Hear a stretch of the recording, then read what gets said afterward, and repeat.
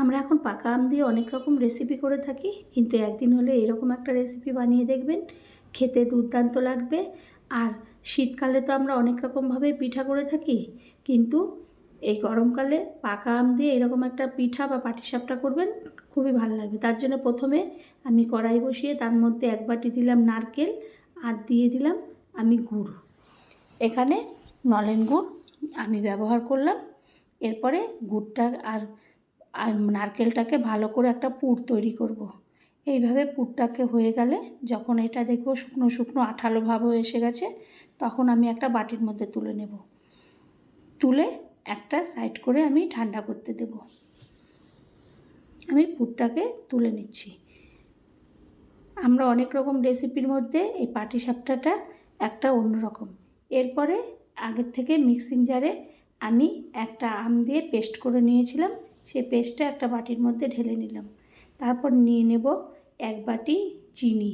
চিনির গুঁড়ো নিয়েছি, তাহলে তাড়াতাড়ি এই জিনিসটা গলে যাবে। এরপরে 1 বাটি সুজি দিয়ে দেব আমি, গুঁড়ো দুধ দিয়ে দেব 1 বাটি ময়দা। এই গুড়, চিনি, সুজি, দুধ আর ময়দা দিয়ে আমি একটা আমের সঙ্গে ভালো করে ঘাটাবো এবং একটা ব্যাটার তৈরি করে নেব।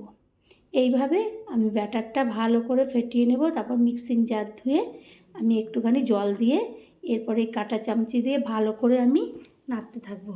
নাড়তে নাড়তে যখন একদম একটা ব্যাটারের মতো হয়ে যাবে, না পাতলা না ঘন, ততক্ষণ পর্যন্ত আমি এইভাবে ঘাটাতে থাকবো।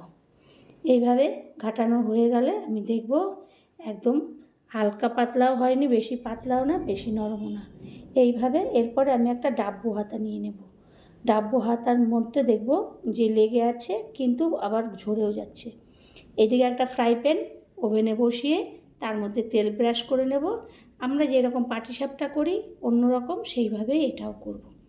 তারপরে ডাব্বু হাতার 1 হাতা আমি এই ব্যাটার দিয়ে ডাব্বু হাতার পেছন থেকে, ছোট ডাব্বু হাতা পেছন দিয়ে ভালো করে গোল করে নেব, ঘুটিয়ে ঘুটিয়ে। তারপরে যে পুরটা তৈরি করেছিলাম সেই পুরটাকে আমি লম্বা করে হাতে মুঠ করে এইভাবে ওর মধ্যে দিয়ে দেব। দিয়ে একটা ঝিনুক নেব। ঝিনুক নিয়ে আমি যেরকম পাটিসাপটার পিঠা করে বা রোল করে সেই রকমভাবে ভাঁজ ভাঁজ করে আমি এই পাকা আমের পাটিসাপটাটা করে নেব। তারপরে আমি আরেকটা ফোল্ড করব। এইভাবে ফোল্ড করে করে একটা প্লেটের মধ্যে আমি তুলে নেব।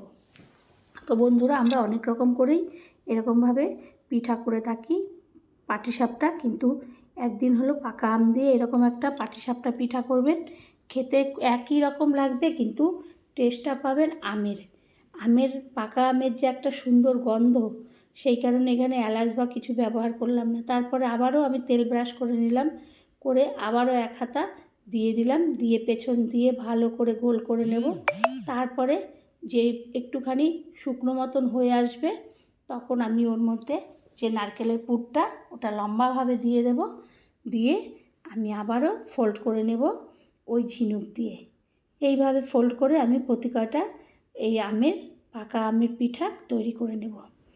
এইভাবে আস্তে আস্তে করে ফোল্ড করব, করে করে আমি আবারও ওই প্লেটের মধ্যে তুলে নেব। এই করে আমি 4টে-5টে পিঠা এইভাবে আমি করে নেব, আবার তুলে নিলাম।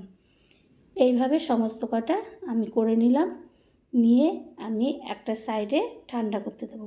তো বন্ধুরা, আমরা অনেক রকম অনেক কিছু করি, কিন্তু পাকা আমের একদিন হলে এরকম একটা পিঠা করবেন, দেখবেন খুবই ভালো লাগবে। এরপরে ঠান্ডা হলে আমি ভাঙবো, দেখব ভিতরের পুরগুলো খুব সুন্দরভাবে হয়ে গেছে।